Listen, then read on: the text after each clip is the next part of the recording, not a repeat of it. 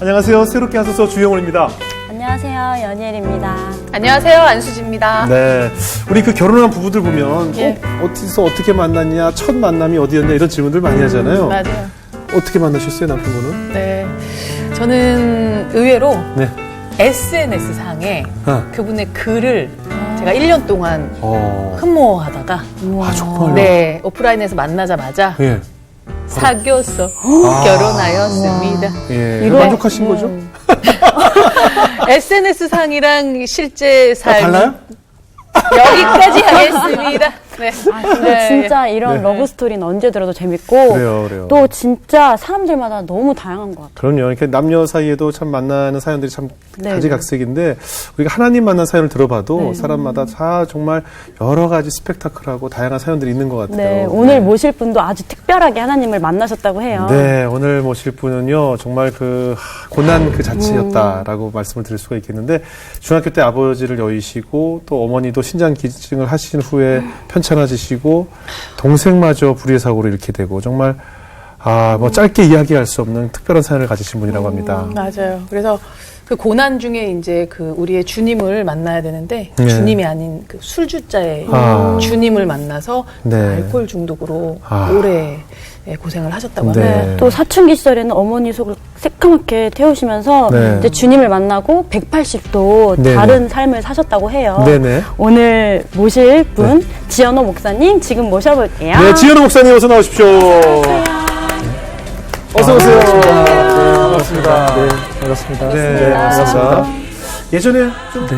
뭐 우리가 흔히 얘기하는 좀 어두움 세계에 있는 분들하고 이렇게 호영호지하고 지내셨다고 그래서 저는 인상도 굉장히 무서운 분이 아닐까, 뭐 이렇게 흉터도 있고 그런 게 아닐까 싶었는데 굉장히 지금은 천사 같으신데 언제 어떻게 지내신 거예요? 저는 이제 사실 아버지 잃고 나서 네. 방황을 많이 했어요. 네. 그래서 이제 의욕도 없고 아버지가 이제 꿈이 뭐였냐면은 전교 1등 한번 하는 게 꿈이었는데 네. 의사가 되라고 했는데 전교 1등을 했는데 아버지는 돌아가시고 안 계시고 네. 삶에 의미가 없는 거예요. 어떤 목표도 없고 칭찬하는 사람도 없어서 그래서 이제 매일 집 앞에 있는 당구장에 가게 됐어요. 네. 당구장에 갔는데 그 당구장에는 이제 좀 소위 한국에서 유명하다는 그런 예. 깡패들이 있는 곳이었어요. 그 동네가 어디였나요? 예, 거기가 이제 광주인데요. 광주요? 예, 광주에서 예, 이제 알만한 족복들이 있는 당구장이었는데 네네. 저는 이제 그걸 모르고 당구도 모르고요. 치고 이제 예. 같이 놀아주고 또 그분들이 잘해주니까 예. 좋아했죠. 그리고 또 도박을 하는데 도박을 하면 제가 좀 많이 땄어요. 돈도 많이 따고. 겁도 없으셔. 네, 왜냐하면 그날 저녁 당구장이 끝나면은 이제 그 당시에 그 술집 사장님들이 오고 네. 그 깡패들과 같이 포카를 쳐요. 근데 저도 이제 끼어달라 해서 포카를 쳤는데 항상 돈을 따는 거예요. 집에 안 들어가도 됐어요. 항상 돈이 넉넉하고 네네.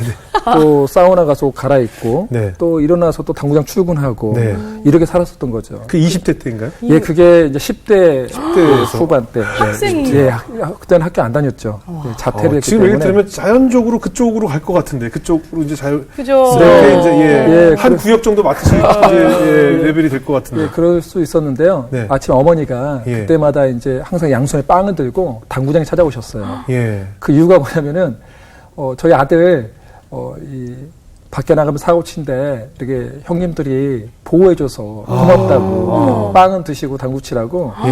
근데 이게 하루 이틀도 아니고 자꾸 오다 보니까, 빵을 얻어먹다 보니까, 그 깡패들이 처음엔 담배를 이렇게 어머니 앞에서 피웠는데, 네네. 이제 어머니가 자꾸 오다 보니까 담배를 피던 것들을 이렇게 뒤로 예. 감추면서, 네. 바로 손으로 그냥 꺼버린 거예요. 생 담배를. 그게 A라고 생각한 거죠. 그분들은 뭐 여기 짓기도 하니까. 예, 뭐 이거 어머니 지금 오셨으니까 뭐, 예. 바로 하면서 네. 어머니 오셨냐고. 그래서 인사하면서 나중에 저희 어머니 오는 거예요. 저희 아들 사실은 공부도 좀 잘했었는데 방황하고 있습니다 하니까 어느 날 술 먹고 이제 포카를 치고 있는데 12시가 되면 집에 가라는 거예요. 왜 가야 됩니까? 돈 땄는데 넌 너희 어머니 봐서라도 그러면 안 된다. 어메. 네, 그리고 나서 더 기가 막힌 것은 당구장 사장님도 이제 너는 내가 공부 좀 시켜야겠다. 검정고시 봐라. 그래서 안 보겠습니다 했더니 이제 깡패들이 안 보면 죽는다. 형들이. 네, 그래서 너는 우리에게 우리처럼 되지 마라. 이거. 네, 아니 뭐 이제 아깝다는 거죠. 공부도 잘했었는데 그래서 이제 검정고시 보게 됐고 대학에 들어가게 됐어요. 어머님이 빵을 사오신 목적은 그거 아니었을 거예요. 니들 이러다 진짜 빵에 간다. 뭐 이러면서 사오신 게 아닐까 싶어요. 그죠? 큰 의미가 그거를 있어요. 이렇게 년 살다가- 중에 계속. 네, 계속 빵을 보면서. 그럴 수도 있겠네요. 그러니까요. 해석이 중요한 것 같습니다. 근데 지금 아까 말씀 중에 예. 아버지가 돌아가셔서 자연스럽게 공부를 멀리하고 이제 당구장을 가셨다고 했는데 네. 그 아버님은 어떤 병으로 왜 돌아가신 저희 거죠? 아버지가 사실은 저한테는 히어로 같은 분이에요. 네. 그 경찰관이셨고 또 학교도 사범 출신에 네, 너무나 네. 멋진 분이셨어요. 근데 아버지가 이제 초등학교 제가 6학년 때 예. 그때 이제 갑자기 쓰러지게 되어 일하시다가 네. 그때 당시에는 이제 저희 아버지한테는 할아버지 할머니가 일찍 돌아가셨고 예. 그래서 아버지 같은 존재였던 큰아버지가 계셨는데 네. 큰아버지가 또 소천하게 돼요. 네. 그러고 나니까 이제 아버지가 마음이 너무 괴로워서 큰 집 식구들이 이제 자녀들이 5명 있고 또 과부인 또 형수님이 계시니까 네. 또 저희도 가족이 또 3명 있잖아요. 네. 삶의 짐이 무거웠던 것 같아요. 근데 그것을 고통을 피하고자 하는 방법이 뭐였냐면은 술 마시였던 것 같아요. 술 마시는 거. 아버지도. 네, 아버지가 술 마시다가 그 고통을 잊기 위해서 이제 한번 쓰러지셨는데 저희는 그래서 간이 안 좋은 자고 간 치료를 했는데 6개월 뒤에 또 쓰러지신 거예요. 알고 봤더니 뇌종양이었던 거예요. 뇌종양 말기였고요. 3차례 수술 결과 이제 반수불구 장애인이 되시고 벙어리가 되셨어요. 저희 아버지 이제 그런 모습 봤을 때 저는 이해할 수가 없었죠. 너무 고통스럽고요. 그 멋진 아버지가 한순간에 너무 곱게 살아오셨는데. 예, 그러게 되니까 이해할 수 없었죠. 예. 그 굉장히 곱고 나에게 전부였던 히어로 같은 분이 이렇게 쓰러진 모습을 보니까 그 박탈감 얼마나 셌을까 싶어요. 절박한 심정에 좀 하나님 붙들고 뭐 기도하고 이러진 않으셨어요? 당연하죠. 제가 네. 모태신앙이니까요. 네. 40일 작전 기도를 선포하고 네. 예, 제가 중학교 2학년 때 네. 열심히 기도를 했어요. 네. 근데 38일째 되던 날은 너무 배가 아파서 네. 못 가겠는 거예요. 작전 네. 기도를 했는데 네. 근데 저희 어머님이 저를 딱 그 당시에 150cm였고 제가 170cm였는데 네. 저를 딱 들쳐매더니 병원에 갈 줄 알았는데 교회에 가야 된다는 거예요. 네. 근데 기도를 많이 하신 분이라 하나님 사인이 있었나 봐요. 하나님께 서원하는 것은 죽더라도 갚아야 된다. 그래서 같이 예배드리러 가자. 그래서 저를 이제 한 30분 동안 업고 갔어요. 그리고 나서 새벽 예배를 드렸는데 제 배가 나은 거예요. 야. 얼마나 기뻤을까요? 네. 너무 행복했어요. 그래서 3일 더 작전 기도하면 우리 아버지 살아나시겠다. 더 큰 기대감으로 기도를 간절히 했어요. 네. 근데 40일 작전 기도 마치자마자 제 하나밖에 없는 동생이 맹장 수술을 하게 돼요. 네. 그래서 제가 제 동생을 병간하고 하게 될 수밖에 없고 저희 어머니가 이제 아버지 병간하고 있는데 네. 수술한 다음 날 갑자기 저희 집에 오라는 거예요. 네. 가면 안 됩니다. 실밥이 터지면 큰일 납니다. 예. 근데 의사 선생님이 이제 저희 보면서 불쌍해 보더니 집에 얼른 가라고 하더라고요. 예. 집에 갔는데 저희 아버지 임종하셨어요. 근데 돌아가셨는데 돌아가신 것도 못 봤죠. 예. 저는 우유고 40일 작전 기도의 결과가 아버지의 죽음이니까 받아들이지 못하고 제 동생은 울다가 또 실밥이 터져서 또 큰 수술하고 그러니까 이거는 하나님이 어떻게 나한테 이렇게까지 이 기도 응답이 이럴 수 있습니까라고 참 많이 울었죠. 그래서 이제 방황하기 시작한 거죠. 그리고 나서 이제 어머님도 큰 네. 수술을 하셨다고? 그리고 나서 또 제 고난이 계속되는 이유가 네. 어머니가 이제 어떤 국민일보 신문을 봤는데 네. 신문 기사에 전혀 자기하고 상관도 없는 생명부지의 사람에게 네. 그리스도인이 예. 그 신장이 우리 몸에 2개가 있잖아요. 네. 그 한 개를 이식 수술해 주겠다는 거예요. 복음을 전하기 위해서. 어머님이 하신다고? 아니요, 그 이제 신문 신문 내용에서. 아, 네. 예. 그걸 보고 나서 어머니 감동을 받고 네. 하나님 내게도 이런 기회를 주신다면 나도 예. 얘기하겠습니다라고 해요. 네네. 근데 저희 어머니가 이제 팔남매인데 네. 팔남매 중에 오빠가 2명이 계시고 네. 이제 딸이 6명인데 딸 중에 제일 첫째예요. 네. 근데 저희 어머니가 이제 큰 오빠가 저희 큰애 삼촌께서 서울대 법대 나오셨는데 신장이 안 좋으셔서 몸이 늘 고생하셨어요. 네네. 근데 어느 날은 이제 신장 이식 수술을 받지 않으면 생명이 더 이상 유지하기 힘들다는 소식을 듣고 저희 어머님이 나서서 하겠다는 거예요. 근데 외할아버지, 외할머니도 먼저 드리고 싶었는데 안 맞았어요. 신장이 맞아야 되잖아요. 소아 몸에는. 그런데 저희 어머님이 나서서 하신다고 하니까 저는 말겼어요. 왜냐하면은 과부인의 어머니가 해야 되고 그렇죠, 그렇죠. 팔남매인데 왜 어머니입니까? 했더니 그렇죠.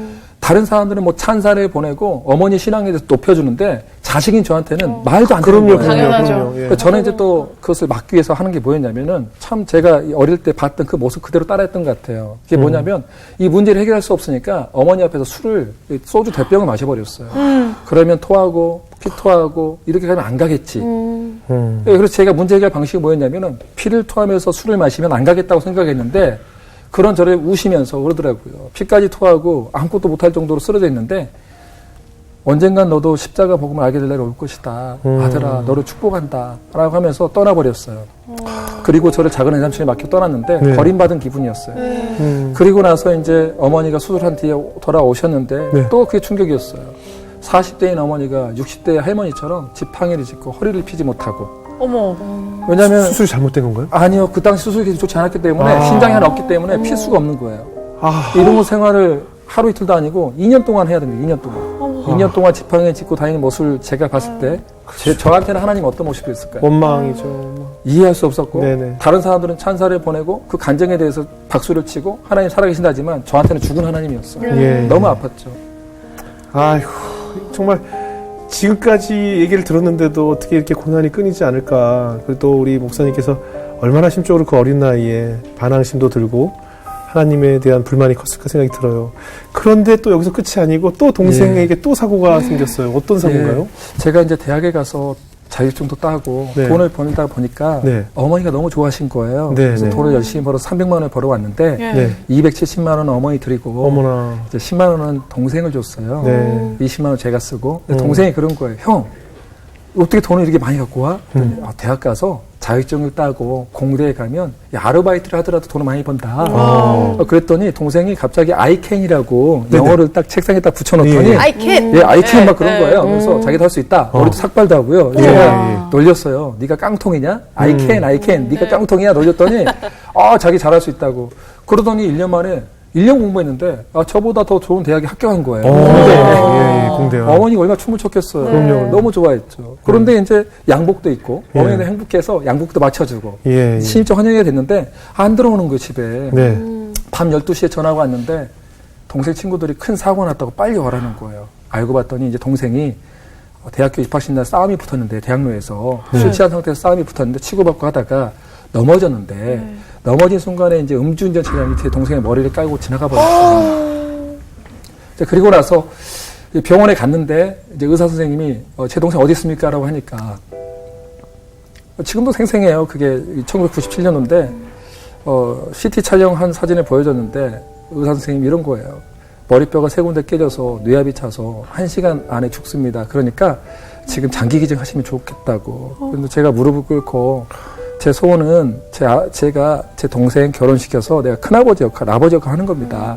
저희 아버지와 큰아버지가 우애가 있던 것처럼 저도 제 소망이 뭐냐면 제 동생이 전부입니다. 살려만 주십시오라고 무릎 꿇고 울면서 빌었는데 밖에 나와서 동생을 찾은데 어떠한 젊은이가 인공호흡기를 차고 이렇게 차고 있으면서 숨을 헐떡헐떡 쉬고 있는 거예요. 얼굴의 형상을 알아보지도 못하겠고 제가는 내 동생이 아닐 거야라고 계속 외치면서 속으로 외치면서 갔는데 그 병상 앞에 있는 제 동생 이름 지현웅 셋자 이름 보고 저도 아마 짐승같이 울었죠.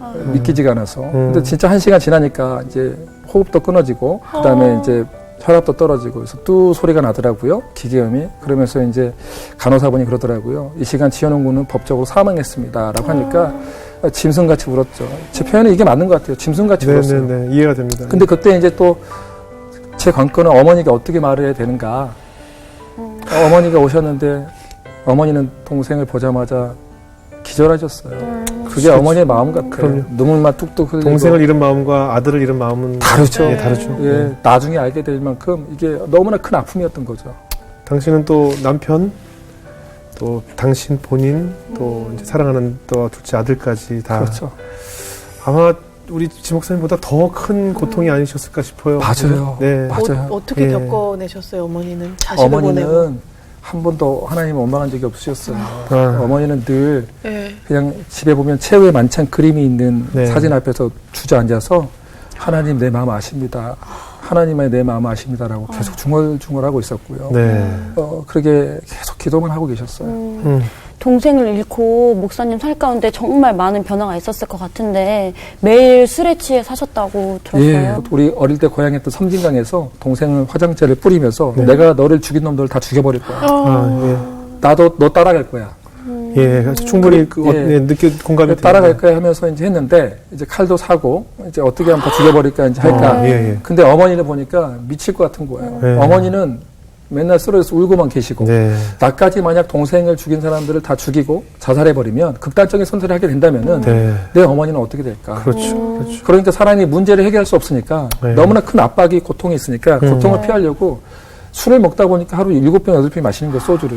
안 취하는 거예요. 그리고 사람 눈은 뒤집어지고 그리고 분노심이 더 커지죠. 네, 더 커지고 네. 사람들 보면 시비를 걸고 그렇죠. 제가 가장 싫어하는 존재가 되고 제가 토해는 토사물 위에서 진짜 뭐 이렇게 짐승같이 떼굴떼굴 구르면 항상 오물 냄새가 나고 사람들이 피해가는 그런 사람이 돼버린 거죠. 형제 우애가 굉장히 좀 남달랐나 봐요. 네, 너무너무 사랑해. 저의 전부라고 할 수 있을 만큼 가장 사랑했던 동생이었죠. 이렇게 많은 상처를 정말 저는 충분히 공감이 되고 저 역시도 그랬을 것 같다는 생각이 들거든요. 우리 연일 씨도 이해가 되죠? 네, 상황이? 저도 언니가 있거든요. 네네네. 근데 저는 만약에 그런 일을 겪으면 진짜 저는 못 살 것 같아요. 그렇죠. 네. 맞아요. 사실 우리가 뭐 용서라는 단어로 이겨내기에는 감정적으로 극복이 안 되는, 그리고 매일 만취하셨다는 그 감정이 저는 어떤 건지 이해가 될 것 같아요. 근데 정말 네. 목사님이 7, 8병을 먹고도 취할 수 없었던 것도 이해가 가지만 저는 어머님이 너무 대단하신 게 네.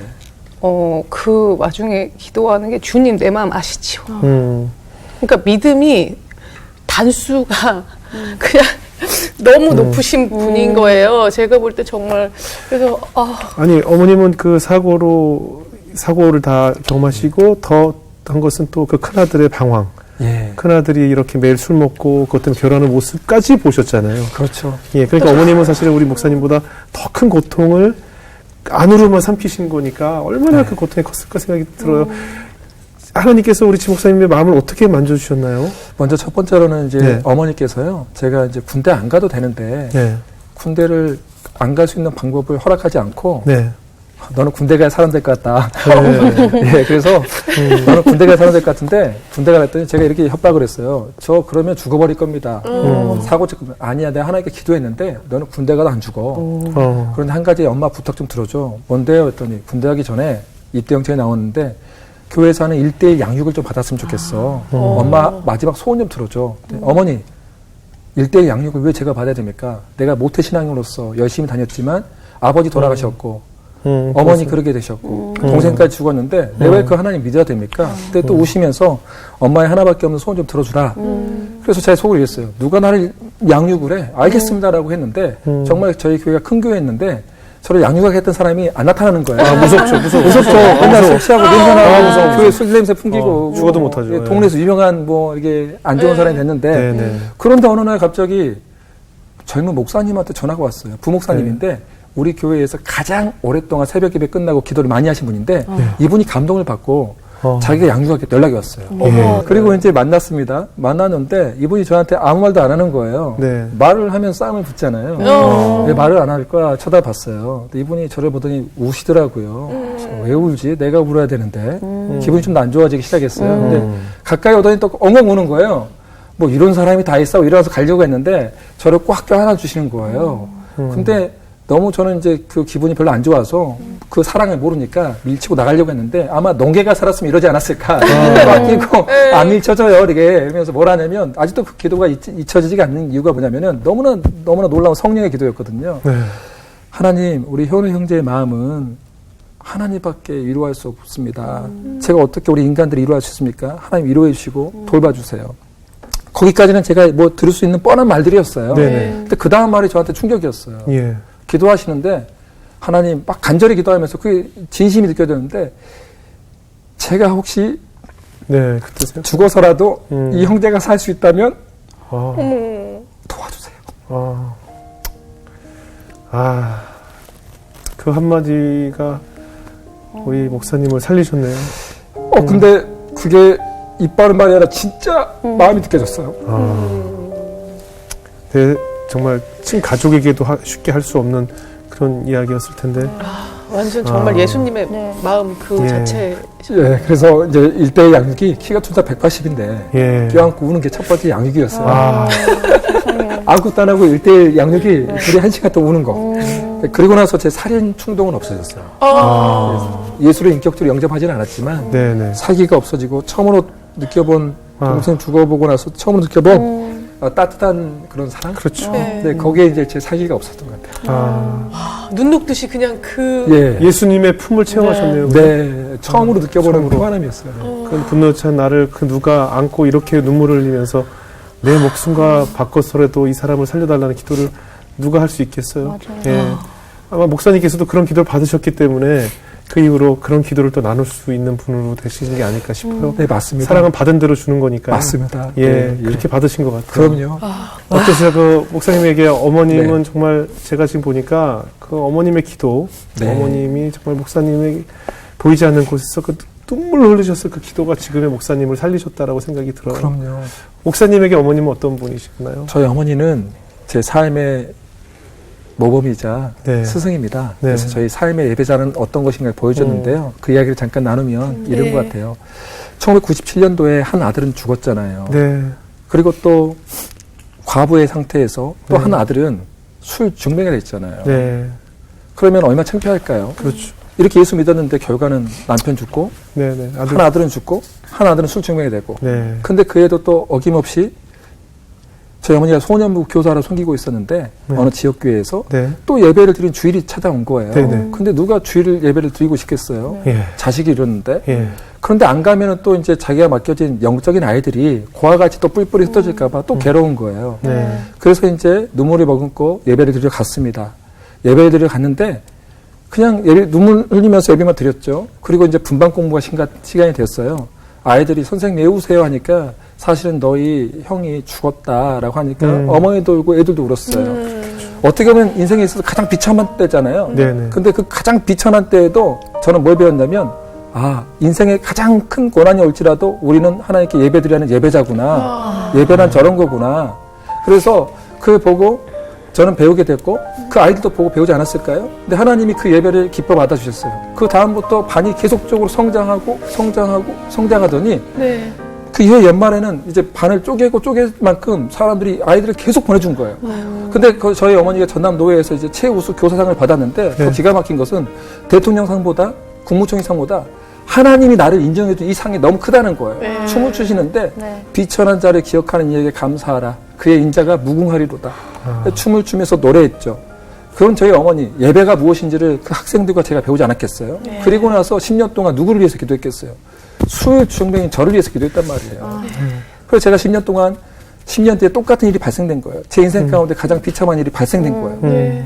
관계 문제, 재정 문제, 건강 문제, 교육과 진로 문제가 동시다발적으로 오니까 선교사지만 극단적인 선택을 하고 싶더라고요. 파도가 치는 바닷가 앞에 가서 비가 많이 오는 날 폭풍 가운데서 차라리 저 사람이면 지옥 갈 것 같으니까 파도야 네가 나를 덮쳐라. 그래야 내가 차라리 지옥에 가지 않고 눈을 진짜 감고 싶다. 하나님 보고 싶다.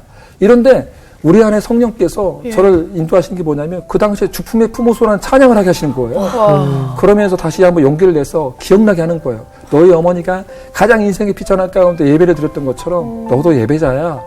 그 음성을 듣고 집에 가서 가족들 다 모으기 시작하고 가정 예배 드립시다. 일주일에 한 번 예배 드리고 그다음에 3번 드리고 5번 드리고 7번 드렸는데 우리의 문제는 해결되지 않았음에도 불구하고 회개 기도를 그렇게 많이 했어요. 관계 가운데 있었던 우리의 우상들, 또 재정 문제들, 건강 문제들, 교육과 진로 문제들, 수많은 우상들을 회개하고 왔더니 하나님의 때에 하나님이 다 풀어주신 거예요. 네. 그리고 나서 우리의 예배는 어떻게 되냐면 10년이 또 지나고 나서 제가 부흥회를 많이 다니거든요. 네. 10살 된 아들이라고 3대가 함께 드린 예배 시간이 있었는데 네. 제가 부흥회 가고 집에 없는데 10살 된 아들이 성경책을 가슴에 품고 쭝얼쭝얼 왔다 갔다 하더래요. 예. 그러니까 저희 어머님이 궁금해서 물어보는 거예요. 손자야 지금 뭐 하는 거야 했더니 손자가 갑자기 비장한 모습으로 이렇게 말한 거예요. 아들이 할머니가 그랬던 것처럼 아버지가 그랬던 것처럼 하나님 말씀을 받고 있습니다. 네. 네가 왜 하나님 말씀을 받고 있어 했더니 아버지가 그랬습니다.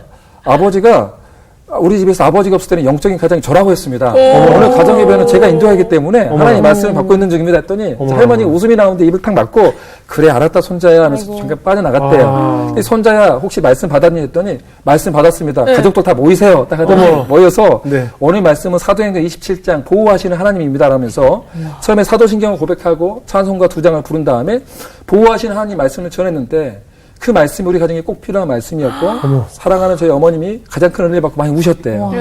그리고 나서 말씀을 선포 끝나고 나서 6살 때 자 이제는 하나님 음성을 듣는 시간입니다. 음성을 듣고 나서 기록하는데 또 손자야 왜 음성을 기록하니? 라고 물어보니까 아버지가 그랬습니다. 다른 건 다 잊어버려도 하나님 말씀만은 기억하여 기록하고 마음속에 남겨라 했습니다. 다 기록하고 그 말씀에 근거한 또 기도를 한 다음에 이제 아버지 부흥회를 위해서 어머니 부흥회를 위해서 또 주여 3장 기도하고 주기도문으로 이제 또 마쳤어요. 목사님 아니세요? 아이고. 네, 그 집에 그리고 진짜 마쳤는데 그게 우리 예배의 정신이 어머니가 삶으로 보였던 예배였다는 거예요. 저도 제 아들한테 가르쳐 준 게 한 번도 없지만 삶으로 봤다라는 거예요. 이제 그러고 나서 저희 어머니가 또 1, 2년 지나서 갑자기 쓰러지게 됩니다. 몸무게가 36kg, 선망증에 알츠하이머성 치매 중기, 췌장 지수는 52 정상인데 1000. 발견됐을 때 의식도 하나도 없는 상태에서 발견됐는데 딱 두 마디만 반복했어요. 하나님, 고난을 주셔서 감사합니다. 중보자에서 감사합니다. 저희 어머니 중보기도자였거든요. 하루에 4시간, 8시간씩 기도도 하시고 성경도 250도 이상 하셨는데 그 이상을 세지 않는 이유가 자기 의가 될까봐 세지 않으셨어요. 그렇게 하시면서 뭐라 하냐면은 어머니 했는데 그 어머니가 그렇게 쓰러지기 얼마 전에 저희 큰어머니께 소천하셨는데 그 모습이었거든요. 네. 너무나 서러워서 하나님 제게 효도할 기회를 한 달만 주십시오라고 병원에서 기도했어요. 네. 그런데 하나님께서 은혜를 내려주셨는데요. 저희 어머니가 아무 기억이 없는데 갑자기 이런 거예요. 어머니 기억이 없는데요. 요한복음 3장 16절 했더니 갑자기 하나님이 세상을 이처럼 사랑하사 말씀은 다 암송하는 거예요. 전도할 때마다 했던 129절의 성경 구절을 다 암송하는 거예요. 그럴 때 저는 알았어요. 풀은 마르고 꽃은 시드나 우리 주님의 말씀이 영원히 서 계시구나. 진짜 어머니가 함께하고 계시구나. 용기를 냈어요. 근데 그것도 잠시였어요. 제 아내가 또 과로로 쓰러져서 병원에 입원하게 돼요. 그리고 나서 집에 왔는데 하나님, 예전 같으면 제가 고난이 많았을 때 원망하고 불평했지만 이젠 달라요.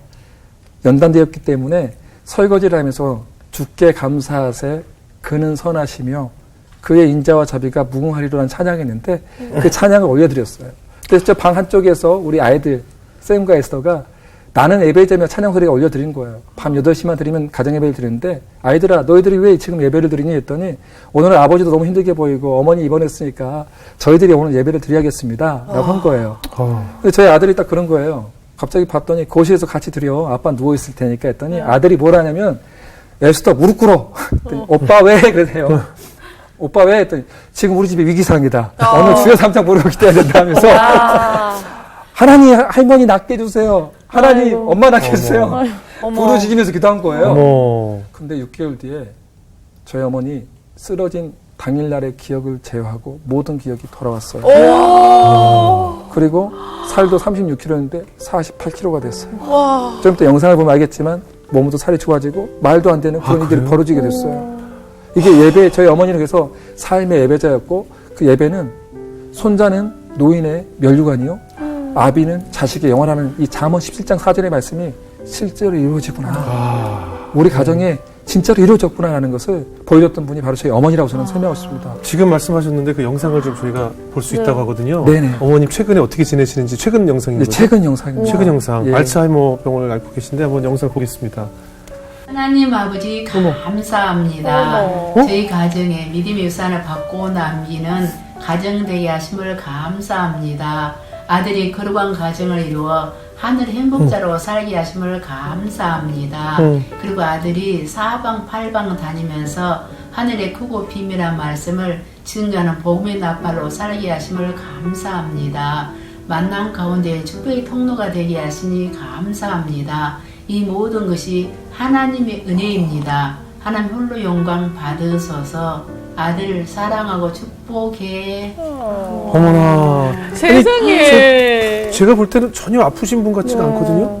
네, 저게 사실 기적입니다. 예. 아이들의, 저는 지금도 예. 아이들의 기도를 하나님이 살아계신 하나님이다라는 것을 응답을 체험해주기 위해서 하지 아니 그 않습니다. 샘과 에스더, 예. 지금 나이가 어떻게 됐어요? 지금 이제 중학교 1학년이고요. 커서. 둘째 딸은 이제 초등학교 2학년입니다. 저 쌤한테 기도 좀 받으러 가면 안 될까요? 최근 들어본 기도 빨리 중에 최근인데 쌤과 에스더는 기도 또 통과 제리예요, 소리는. 또. 아니, 그러든가 말든가 저 기도 좀. 아니 저도 기도 좀- 아이들인데 약간 그 다니엘이 생각나네요. 정말 어리더라도 저는 그게 어머니의 열매라고 생각해요. 정말 단단한. 그렇죠. 왜냐하면 남들은 상상치도 못할 그 긴 터널을 통과하신 그 긴 연단의 시간을 보내신 어머님이시잖아요. 네. 그래서 지금의 목사님 가정을 다 이루셨고. 네, 맞습니다. 그때 그 어머님의 그 눈물 속에 기도가 없었다면 목사님의 지금의 목사님은 안 계실 거 아니에요. 그럼요. 그죠? 얼마 전에 또 회복 과중에 예. 둘레길을 걷고 있는데 네. 이런 말씀 하시더라고요. 사랑하는 아들아, 우리 가정의 가장 큰 선물은 하나님이다. 가장 큰 기업도 하나님이시고 모든 선물도 하나님이시니 나는 이제 죽어도 여한이 없다. 너를 예배자로 만들었고 우리 손자 손녀도 예배자로 만들었으니 내 몫은 다 한 것 같다. 이렇게 말씀하시더라고요. 그리고 목사님 이제 하나님 부르심을 받고 캐나다로 가서 이제 신학 공부도 하시고 이제 뭐 집회도 하시고 네네. 목회자의 길로 이제 본격적으로 가시게 네. 됐잖아요. 예. 어떻습니까? 이제 그 목회 공부를 하시면서 신학 공부를 하시면서 어떻게 좀 답을 얻게 되던가요? 아버지의 죽음이나 내가 처했던 네. 그 모든 환경에 대한 네. 하나님의 답을 좀 얻으셨나요? 저는 얻었습니다. 아. 제 인생 말씀은요. 네. 누가복음 6장 36절의 말씀인데 네. 너희 아버지가 자비로우신 같이 너희도 자비로운 자가 되어라. 예. 이게 제 인생 말씀이에요. 네. 이게 답이냐면 어떻게 내 인생 가운데 아버지의 죽음 또 동생. 어머니의 수술, 동생의 죽음 가운데 어떻게 하나님이 자비하고 궁일하다고 말할 수 네, 있을까? 네, 네. 이 문제를 하나님께 제게 해결해 주셨어요. 특별하게 이제 어떤 기도 모임이 있었는데 저희 아버지와 똑같이 어떤 권사님 아들이 교통사고로 네. 이제 반수불구가 되고 말을 못하는 그런 벙어리 청년이 있는 집이 있었어요. 예. 그 집에 매주 토요일마다 위로 예배를 드리러 가고 같이 기도하러 갔는데 어느 날이었어요. 제가 이 출애굽기 성경책을 읽다가 화가 나서 던져버렸어요. 화가 나서. 왜냐하면 살아계신 하나님이 이스라엘 백성을 건져내기 위해서 네. 여기까지 재앙 가운데서도 수많은 기적과 이적과 그런 환상들 통해서 주님을 보여주셨잖아요. 그리고 홍해도 가르셨고 네. 40년 동안 옷과 신발이 헤어지지 않게끔 이렇게끔 해주셨는데 네. 왜 이 사람들은 원망과 불평만 이렇게 가득할까? 아유 주님 다 이 사람들 죽여버리고 모세만 놔두고 아니면 저 같은 사람만 써주시면 되지. 하나님의 마음으로. 왜 이런 사람들만 놔둡니까? 아이고. 너무 완악합니다라고 했는데 네. 그날 이제 기도 모임에 갔어요. 네. 근데 그때 처음으로 신비한 체험을 했던 것 같아요. 네. 하나님이 마치 인격적으로 제게 이렇게 말씀하신 것 같았어요. 정말 저 같으면은 너 인생부터 알아라고 딱 한 대 때리고 싶은데 주님은 너무나 온유하시고 오래 참으신 분이셨던 것 같아요. 제게 뭐라 하시냐면 그런 완악한 사람한테 아들아 왜 화가 났니? 라고 그런 것 같았어요. 제가 출애굽한 이스라엘 백성 때문입니다. 이렇게 화가 나서 했더니 또 이렇게 하는 것 같아요. 제가 7살 때 비가 많이 오는 날 어머니 손을 잡고 교회 갔던 기억을 생각나게 하셨어요.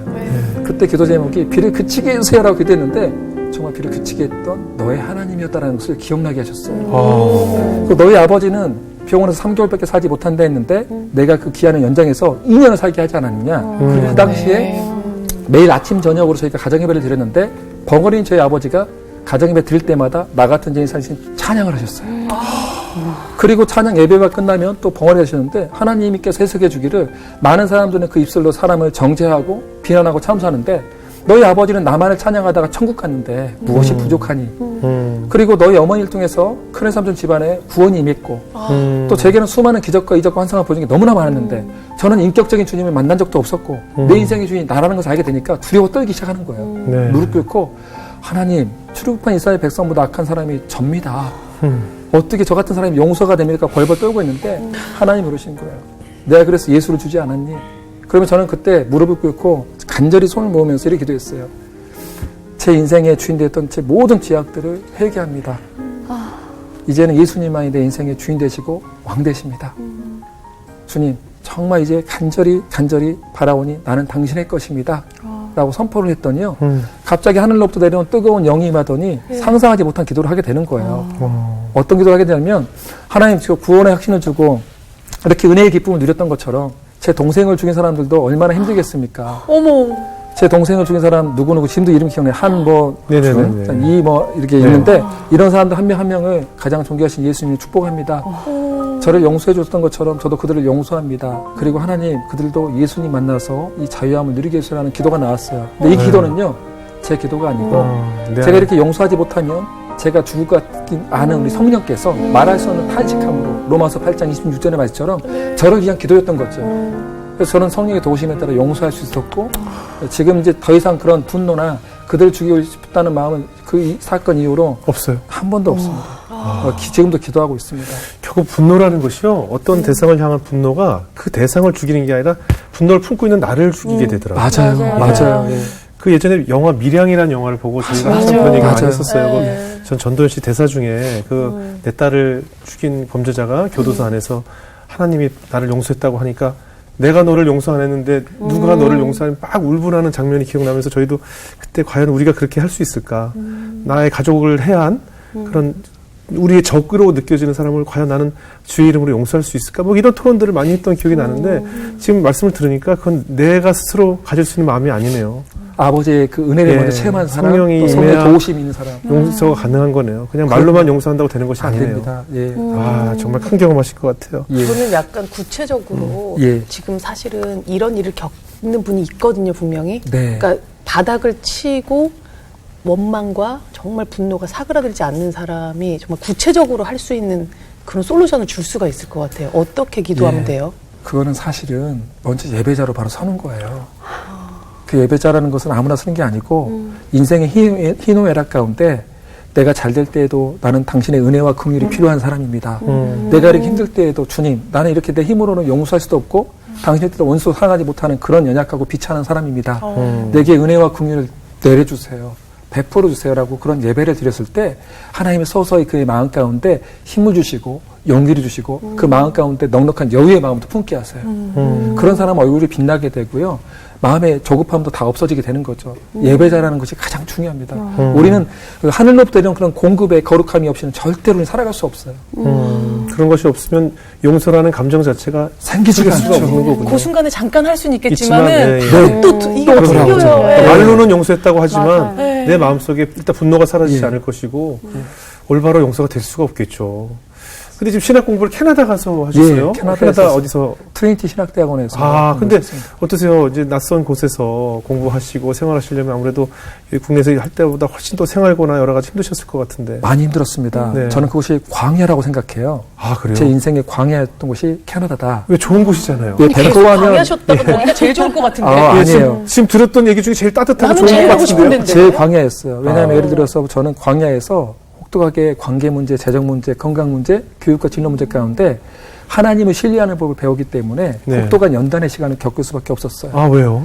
왜냐하면은 돈이 없을 때가 많이 있잖아요. 네네. 그러다 보면 예를 들어서 기저귀 살 돈이 없을 때가 있단 말이에요. 네. 그러면 저는 못 먹고 못 입어도 되지만 네. 아, 선교사인데 기저귀 살 돈도 없으면 얼마나 괴로워요. 네. 근데 제 딸한테 네. 아내도 막 기도했는데 아내가 열심히 기도했는데 응답이 되지 않았어요. 기저귀를 후원받게 해주든지 기저귀 살 돈을 공급해 주십시오라고 했는데 응답이 안 됐는데 하나님은 그런 것을 통해서 우리에게 자기 부인의 훈련을 시켜줬어요. 하나님의 뜻과 내 뜻이 달랐을 때 내 뜻을 포기하고 하나님을 신뢰하는 훈련. 그런데 갑자기 돈이 우리 집에 전 재산이 3만 원밖에 없는데 기름값으로 2만 원 써야 되거든요. 네. 우리도 치면 어떤 할인마트에 어떤 포인트가 있잖아요. 네. 거기처럼 캐나다의 어떤 대형 쇼핑몰에 포인트가 한 $10 있었는데 여보 10달러 갖고는 우리 못 사요 했더니 운전하면서 중보기도 모임 가고 있는데 네. 아내가 그런 거예요. 하나님이 자꾸 감동 주시는데 쇼핑몰 가라는 감동을 주신다고 한번 가자고. 네. 안 돼 여보 안 돼 저건 절대 안 돼. 왜 비참하게 또 가는 거야. 최소한 $30 있어야 돼. 그랬더니 자기가 한번 갔다 오겠다고 갔다 왔는데 울면서 웃으면서 뛰어오는 거예요. 기저귀 2박스를 들고. 어떻게 뭐 여보 무슨 시시하다 일이야 그러고. 했더니 제가 캐나다에서 8년 반 살았는데 네. 그런 처음이자 마지막 일이었어요. 기저귀가 $10에 3박스만 팔고 있었대요. 2박스를 들고 와서 하나님 살아계신다고. 그러니까 우리의 생각은요. 네. 우리의 생각은 돈이 있어야 돼요. 아니면 우리의 생각은요. 기저귀를 후원 받아야 돼요. 네. 하나님은 그러잖아요. 너 이래도 나 신뢰할 수 있어? 그게 광야인데 그래서 그런 하나님을 저는 이게 하나만 일부만 이야기했던 뿐이죠. 얼마나 많이 있겠습니까? 예, 관계, 예. 재정, 네네. 건강, 교육과 진로 문제. 네. 이걸 연단시켰던 하나님. 예. 야 아, 세상에. 아니 진짜 항상 우리 머릿속에서 요 정도만 생각을 해서 요 정도만 주시길 바라는데 무궁무진하네요. 그럼요. 네. 그래 하나님 제한하면 안 되고요. 그래서 하나님을 신뢰하는 법을 배운 것이 광야라고 저는 믿어요. 하나님의 사고방식. 우리가 구원을 받았잖아요. 네네. 구원 받았다고 해서 하나님 나라의 사고방식을 바로 받을 수는 없잖아요. 네네. 예스까지 남아있고. 네네. 하나님 우리를 너무나 사랑하기 때문에 이 시대의 바알과 아세라 같은 돈을 벌어서 즐기자는 아세라에 빼앗기지 않기 위해서 너무 사랑하기 때문에 우리에게 징계도 주시고 훈련도 주시는 걸 저는 믿어요. 그게 저는 캐나다에서 광야 시간이었던 것 같아요. 아, 진짜. 앞으로 많은 비전이 있으시겠지만 네네. 앞으로 5년 후, 10년 후에 우리 목사님은 어떤 모습일까요? 저는 제 한 가지 소원이 제 아들이 네. 제가 저희 어머니에게 회갑 때 올려줬던 9가지 감사 기도 제목이 있습니다. 네. 회갑 기념일날 어머니 하나님께 올려줬던 9가지 감사 기도 제목을 읊었을 때 많은 선교사님들이 울고 네. 저희 어머니도 울었어요. 네네. 그 9가지 감사 기도 제목을 올려드렸던 것처럼 네. 저희 아들과 딸도 제가 회갑이 됐을 때 네. 하나님께서 제가 회갑까지 살 수 있는 어떤 건강 허락해 주신다면 그런 기도 제목을 올려드릴 수 있는 예배자를 만들면 좋겠고요. 아. 그리고 하나님의 뜻을 이루어서 정말로 곳곳에 있는 중보자들이 살아나고 네. 주의 종들이 살아나는 것을 좀 꿈꾸는 10년 뒤의 모습 바라보고 있습니다. 아, 저는 뭐 지금 오늘 얘기 들어보니까 샘과 에스더가 뭐 미리 준비된 예배자가 아닌가 싶어요. 그러니까. 벌써 하나님께서 기도를 척척 들어주시니까. 무릎 꿇어 하면 예, 와서 무릎 꿇고. 급하게. 꼭 가서 제 기도 좀 해달라고 많이 해주세요. 우리 어떠세요, 우리 수지 씨? 오늘 정말 그 고난이란 긴 터널을 뚫고 나오셔서 참빛 되신 하나님을 만나셨거든요. 네, 진짜 어린 시절부터 그 목사님 삶의 여정을 들어보면은 네. 정말 그 한마디로 진짜 고난 종합 세트라는 말이 생각날 정도로 진짜 그런 일이 많이 겪으셨지만 진짜 고난도 축복이다. 이 말이 왜 생긴 말인지 알 것 같아요. 네. 맞아요. 진짜. 제가 그 힘든 일을 겪었을 때, 그리고 또 뭐 아버지 아프셨을 때나 이럴 때 굉장히 신기한 경험을 했던 거는 그 순간에 나랑 똑같은 고난을 겪는 사람의 아픔이 공감이 확 돼요. 그래서 지금 선교사님처럼 고난을 많이 다양하게 겪으면 공감 능력이 이만해질 것 같은 거죠. 누구든 다 스펀지처럼 품는 사람이 되실 것 같아서 앞으로의 사역도 더욱 기대가 되고요. 예, 네, 저도 많이 응원하겠습니다. 감사합니다. 예. 네. 누구나 남이 걸린 암보다 내가 걸린 감기가 더 힘들잖아요. 네. 남이 다 힘들다고 하지만 내게 더 늘 힘든 것 같아서 네. 내 인생은 축복받지 못한 삶인 것 같고 나만 이런 일이 생기는 것 같고 왜 나에게만 이런 일이 있을까 고민들을 많이 하는데 제 주변에 사실 그래서 수독에 빠져 사는 사람들이 좀 있는데 오늘 목사님 말씀이 그분들에게 엄청 청량제 같은 아주 시원한 답이 되지 않았을까 싶고 정말 그런 예배자로 살아야겠다는 생각이 들었습니다. 아멘. 멀리서 또 서울까지 와주셔서 감사드리고요. 앞으로 목사님 사역을 저희도 열심히 중보하도록 하겠습니다. 예, 고맙습니다. 오늘 귀한 시간 고맙습니다. 감사합니다. 네. 고맙습니다. 저희 또 다음 시간에 더욱 새롭게 인사드리겠습니다. 고맙습니다. 예수로 나